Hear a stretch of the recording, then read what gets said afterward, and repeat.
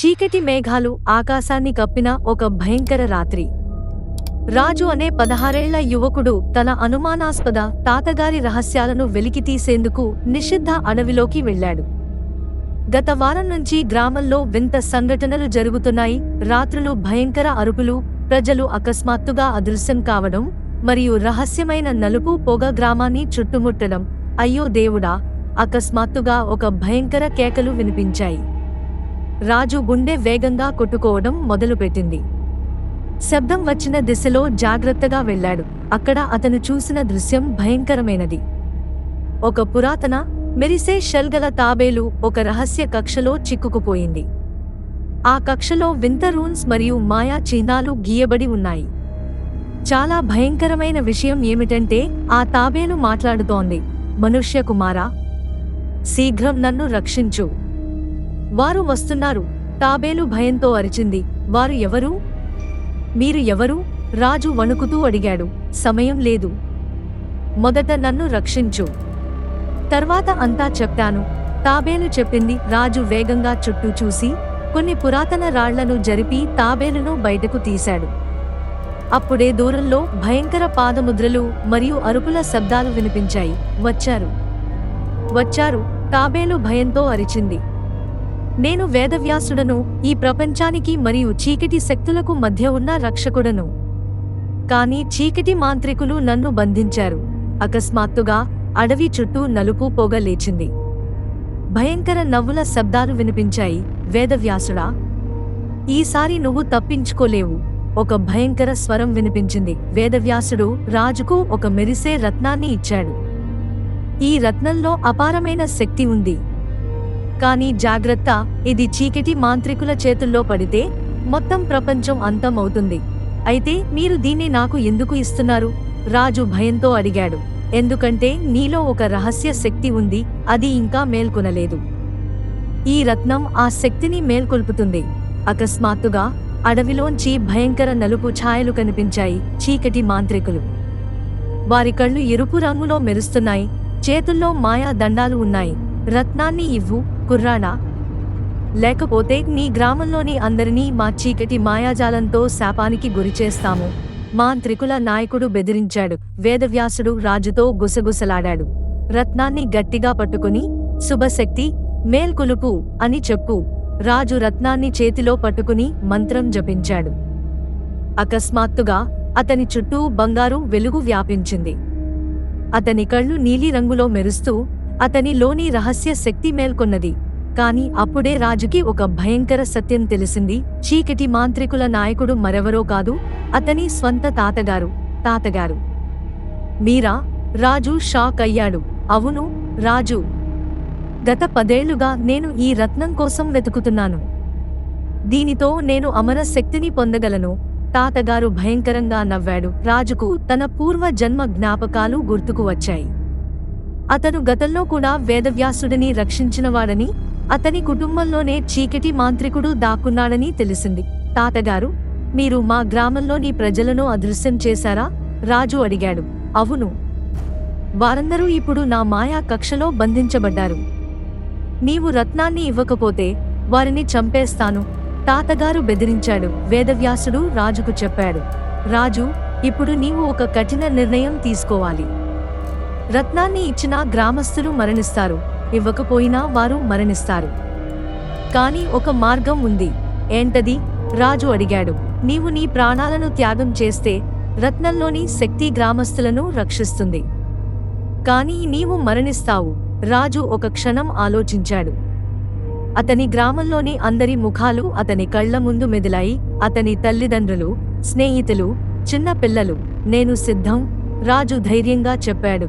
అతను రత్నాన్ని తన గుండె మీద పెట్టుకుని, నా ప్రాణంతో మా గ్రామస్తులను రక్షించు అని అరిచాడు. అకస్మాత్తుగా భయంకర వెలుగు వ్యాపించింది. రత్నం రాజుకి శక్తిని ఇవ్వడానికి బదులు అతనిలోని దుష్ట శక్తులను బయటకు పంపింది. అబ్బబ్బా! వేదవ్యాసుడు అరిచాడు. రాజు, నీవు చీకటి మాంత్రికుడివి కాదు, నీవు వెలుగు యోధుడివి. ఈ రత్నం నిన్ను చంపదు, నీ శక్తులను రెట్టింపు చేస్తుంది.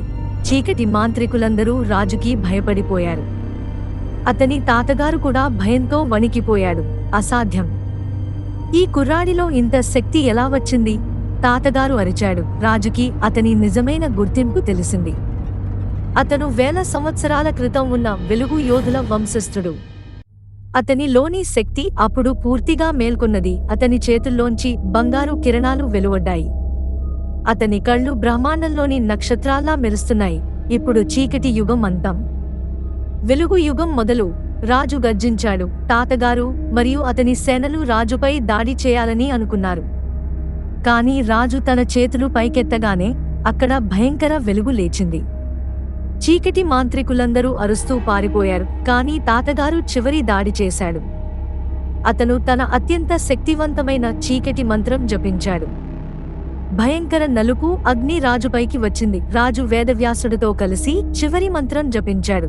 సత్యమేవ జయతే. వెలుగు చీకటిని జయిస్తుంది. భయంకర యుద్ధం తర్వాత చీకటి మంత్రంతా నశించింది. తాతగారు కూలిపోయాడు, కానీ చనిపోలేదు.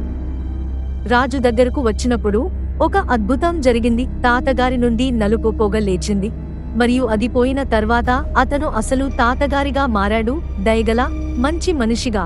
రాజు, నన్ను క్షమించు. చీకటి శక్తులు నన్ను కబ్జా చేశాయి. నేను ఏం చేశానో నాకే తెలియలేదు. తాతగారు కన్నీళ్లతో చెప్పాడు. వేదవ్యాసుడు వివరించాడు. రాజు, నీ తాతగారు కూడా చీకటి శక్తుల బలియే. నీ వెలుగు శక్తి అతనిని కూడా రక్షించింది. అకస్మాత్తుగా అడవిలోని రహస్య గుహల నుండి గ్రామస్తులందరూ బయటకు వచ్చారు. వారందరూ సురక్షితంగా ఉన్నారు. కాని ఇంకా ఒక రహస్యం మిగిలి ఉంది. వేదవ్యాసుడు చెప్పాడు. ఏంటది? వేదవ్యాసుడు గారు? రాజు అడిగాడు. ఈ ప్రపంచంలో ఇంకా అనేక చీకటి శక్తులు దాక్కున్నాయి. వివిధ రూపాల్లో, వివిధ ప్రాంతాల్లో. నీవు ఇప్పుడు వెలుగు యోధుడివి అయ్యావు. కాబట్టి వాటిని కనుగొని నాశనం చేయాలి. రాజు గుండె వేగంగా కొట్టుకోవడం మొదలుపెట్టింది. అంటే ఇంకా ప్రమాదాలు ఉన్నాయా? అవును. కాని నీకు ఇప్పుడు శక్తి ఉంది.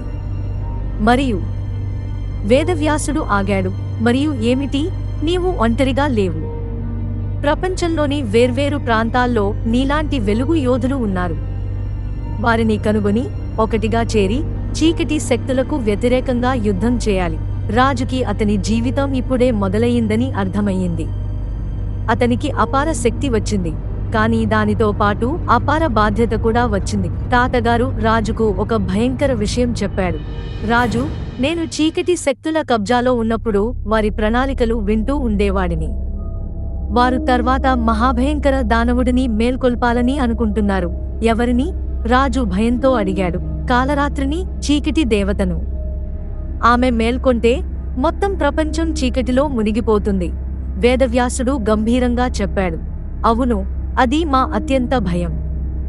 కాలరాత్రిని ఆపడానికి 7 వెలుగు యోధులు కావాలి. నీవు వారిలో ఒకడివి. రాజుకి తన అసలు విషయం తెలిసింది. ఇది కేవలం తన గ్రామాన్ని రక్షించడం మాత్రమే కాదు, మొత్తం ప్రపంచాన్ని రక్షించాలి. రాజు వేదవ్యాసుడితో కలిసి గ్రామానికి తిరిగి వచ్చాడు. గ్రామస్తులందరూ అతనిని వీరుడిగా మెచ్చుకున్నారు. కానీ రాజుకి తెలుసు, ఇది కేవలం మొదలు మాత్రమే. ఆ రాత్రి వేదవ్యాసుడు రాజుకి ఒక రహస్య మ్యాప్ ఇచ్చాడు. ఈ మ్యాప్లో ఇతర వెలుగు యోధులు ఉన్న ప్రాంతాలు గుర్తు చేయబడ్డాయి. వారిని వెతుకుని వెళ్ళు. రాజు మ్యాప్ చూశాడు.